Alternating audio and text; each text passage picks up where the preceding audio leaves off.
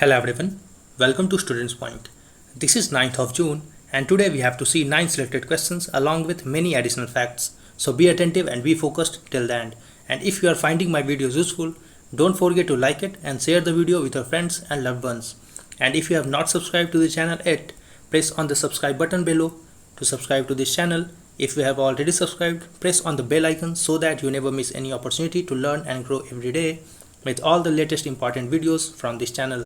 Let's begin now, but first you have to answer one question in the comment section. The question is, Nandan Nilekani Committee is related to?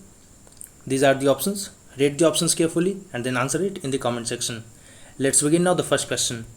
Which state announced the establishment of 3 mega educational complexes exclusively for tribal students? So Odisha government has announced establishment of 3 mega educational complexes which are exclusively for tribal students. These complexes will be established in the districts of Keonjhar, Sundargarh and Mayurbhanj. I repeat the names: Keonjhar, Sundargarh and Mayurbhanj. And Santal and Bhuan are the two dominant tribal groups which live in these 3 districts. And funds required for these mega complexes will be sourced from Odisha Mineral Bearing Areas Development Corporation. This OMBADC was formed for focused development of mineral-rich districts in Odisha. And it is to be noted that Odisha has the most diverse tribes population in India, with 62% of the tribal communities living in the state. And Odisha has 22.85% of its total population as tribal population. This makes Odisha the third largest state having tribal population in terms of percentage, while Madhya Pradesh, Maharashtra are 2 states with the highest tribal population in terms of percentage respectively, while Odisha ranks 3rd in this context. The next question now, World Oceans Day is being celebrated on? So World Oceans Day is being celebrated on 8th of June. So here B is the right answer. And the theme for this year is Innovation for a Sustainable Ocean. I repeat the theme once again, Innovation for a Sustainable Ocean. And United Nations has designated this June 8th as World Oceans Day. It aims to encourage world leaders to protect 30% of our blue planet by year of 2030. This critical need is called as 30 into 30.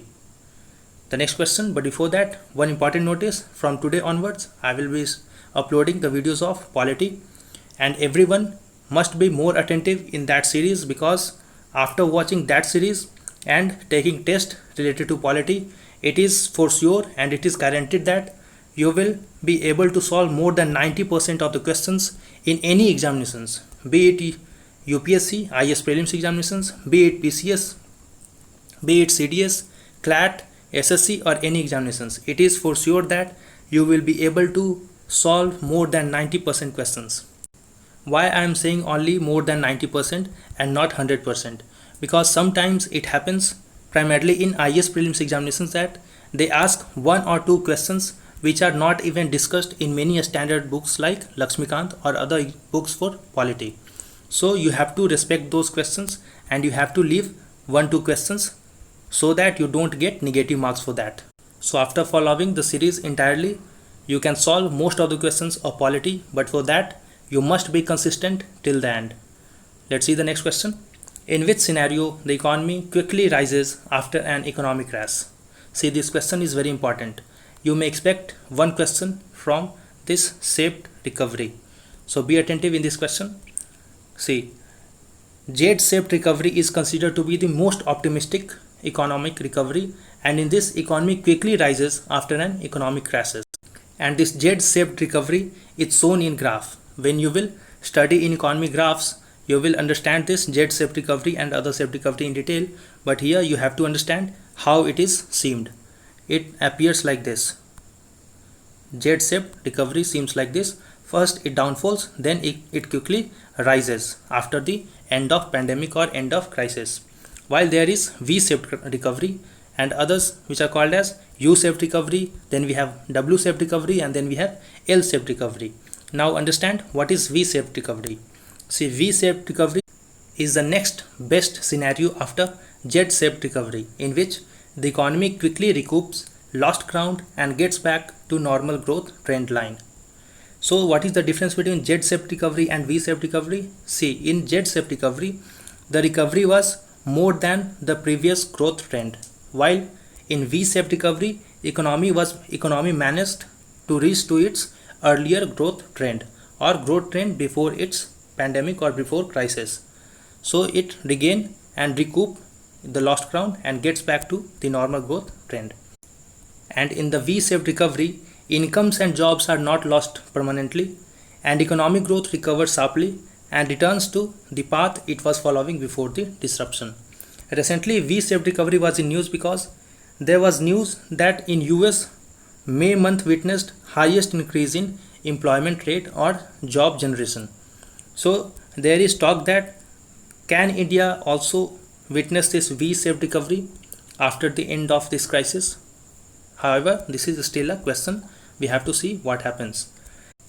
So if you have to look V-shaped recovery through graph, it appears like this. See, if this is the trend, it falls sharply, but after end of pandemic or end of crisis, it again recoups and increases the economic growth very rapidly. So this looks like V-shaped. Now let's see U-shaped recovery. It is a scenario in which the economy after falling struggles around a low growth rate for some time before rising gradually to usual levels. So in map or in graph, U-shaped recovery looks like this. If this is the general trend of growth, after the pandemic or crisis, the growth fell sharply and it struggled for some time around a low growth rate. So it struggled. This is shown as a struggle for some time. After that, it gains its growth and thus it seems like U-shaped. I hope you are getting it. This decreasing sign shows the decrease in economic growth due to crisis. Then it tries to regain its path, but it struggle for some time. Then it gains its growth rate. And in case of U-shaped recovery, several jobs are lost and people fall upon their savings. This means that when jobs are lost, they have to consume what they have saved earlier. Now we have to see W-shaped recovery. See, W-shaped recovery is a situation which is very dangerous, as in this, growth falls and rises but falls again before recovering. Let's see through graph. This is the graph. If this was the normal trend of growth, in W-shaped recovery, growth falls due to the crisis. So when the growth falls, this is shown like this, and it rises again, but not to the optimum level. It rises to an extent, then again it falls due to return of the pandemic. As you have seen that many countries, for instance China, is facing the resurgence or re-arrival of COVID-19 pandemic. So this was the second wave which China has witnessed. So this may again affect the economy and the growth rate may decline again. But again economy will improve its growth rate in the future. So again it may seem like this. That is how this is appeared like W letter of alphabets. So I hope you understand all these concepts. Now let's see L-shaped recovery. In this, economy fails to regain the level of GDP even after years to go. So in L-shaped recovery, economy fails to regain its growth path even after years passes after the crisis. So in graph, it seems like this. If this was the general trend of growth before the crisis, the growth decreases sharply and then it fails to regain its growth path. So it seems like this. It generally continues at low level of growth. So that is why this is called as L-shaped recovery. I hope you will remember all these shaped recoveries. Next question now. Consider the following statements about State of India's Environment 2020 report. It has been released by Center for Science and Environment. This statement is correct. And the report found that 19 major extreme weather events claimed 1,357 lives last year. This statement is also correct. So remember that State of India's Environment 2020 report has been released by Center for Science and Environment, and this report has found several facts which include that because of extreme weather events 1,357 lives lost last year. So since here both of the statements are correct, so C is the right answer. It also found that there were more than 50 lakh internal displacements in India in the year of 2019, which is the highest in the world. India had also 1 in 5 of all internal displacements because of disasters across the world in 2019. So in world, if 5 people are displaced. One is displaced in India, that too because of disasters. And mostly these disasters include floods, cyclones and droughts. And there were 45 crore migrants in the country at the time, with the vast majority migrating within their own states. So majority of people migrate within their own states to different cities, either from rural areas to urban areas or even from urban areas to rural areas many times. The next question. Who has been appointed as senior advisor to the executive director of the World Bank? So Rajiv Topno has been appointed as senior advisor to the executive director of the World Bank. Rajiv Topno is a 1996 batch IAS officer from Gujarat cadre, and Topno has been Prime Minister's private secretary since 2014. Prime Minister, as per the convention, has two private secretaries. One is IAS and another is IFS. While last day we have seen that Joint Secretary Brajendra Navneet, who was a 1999 batch Tamil Nadu cadre IAS officer, has been sent to World Trade Organization as ambassador and permanent representative of India. He will be based in Geneva. The next question now. Consider the following statements about Aditya. See, India's first solar powered ferry, which is Aditya, is among 12 such ferries that have been shortlisted for Gustave Trouve Award. This statement is correct. We will see what is this award, but here this statement is correct, and this Aditya is the first solar powered ferry of India, and it is included among the 12 such ferries which have been appointed and shortlisted for this award, and it is operated by Kerala State Water Transport Department. This statement is also correct.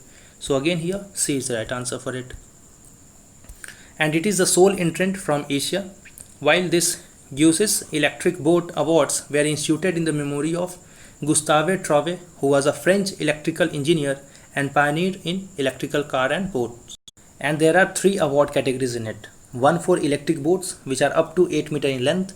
Another is for electric boats which are more than 8 meter long, while electric ferry boats, which is also called the passenger boats, in which the Aditya is also included. The next question now. Consider the following statements about NIMISA 2020. It is an initiative to provide a chance to participants and art enthusiasts to create and learn from practicing arts. This statement is correct. And this National Gallery of Modern Art, in short NGMA, based in New Delhi, will organize this NIMISA 2020 from 8th of June 2020 till 3rd of July 2020. So here both of the statements are correct again. And National Gallery of Modern Art was established in the year of 1954 at the Jaipur House based in New Delhi. It is run and administered as a subordinate office of Ministry of Culture, and this NGMA has 2 branches. One is at Mumbai, another at Bengaluru. Remember the 2 branches of it, Mumbai and Bengaluru. The next question now. The Darbuk Syok Daulat Beg Oldi, in short called as DSDBO, road is being constructed in. So this Darbuk Syok Daulat Beg Oldi road is being constructed in Ladakh, which is a newly created Union Territory of India. So here A is the right answer for it.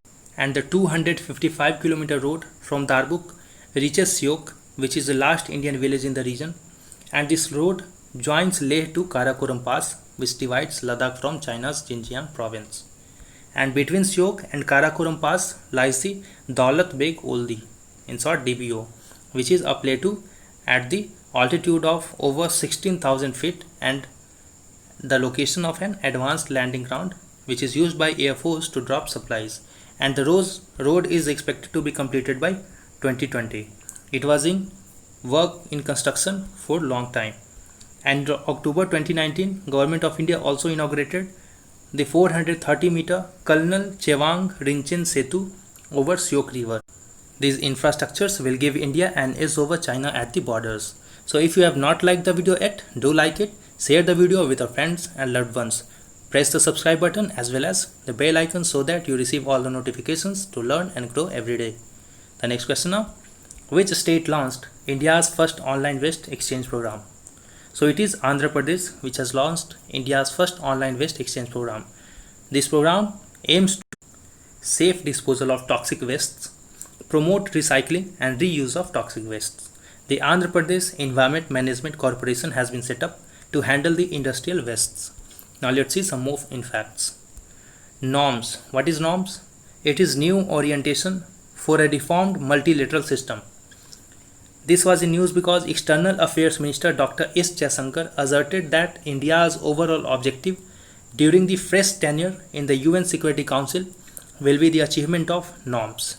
We have already seen in detail last day or day before yesterday that how seats in UNSC are given to different regions, how members are elected in UNSC as non-permanent members. If you have not watched those videos, go and watch those videos. Those videos are very important. And recently, Niti Aayog, in association with Agami and Ummidiyar Network India, brought together key stakeholders in a virtual meeting for advancing online dispute resolution in India. So this will help to use information and technology so that we don't need to go to courts for a smaller and petty cases. Those cases with low values can be dealt online with alternate dispute resolution system. And this initiative has been taken by Niti Aayog, Agami and Ummidiyar Network India. According to the CBDT, that is Central Board for Direct Taxation, gross direct tax collection for the financial year 2019-2020 fell by almost 5% compared to the financial year 2018-19, all because of lockdown as economic activities has been stopped. And the total direct tax collections for 2019-2020 was rupees 12.33 lakh crore as against rupees 12.97 lakh crore for 2018-19. Next fact is Uttarakhand Governor Baby Rani Maurya assented to declare Garsai, which is also called as Barsai, as the new summer capital of the state of Uttarakhand. So I hope you find the video useful. Don't forget to like it, subscribe to the channel, press the bell icon, share the video with your friends and loved ones. Wait for the upcoming video. Watch the polity series consistently. Until then, stay at your home, stay safe, and thanks a lot.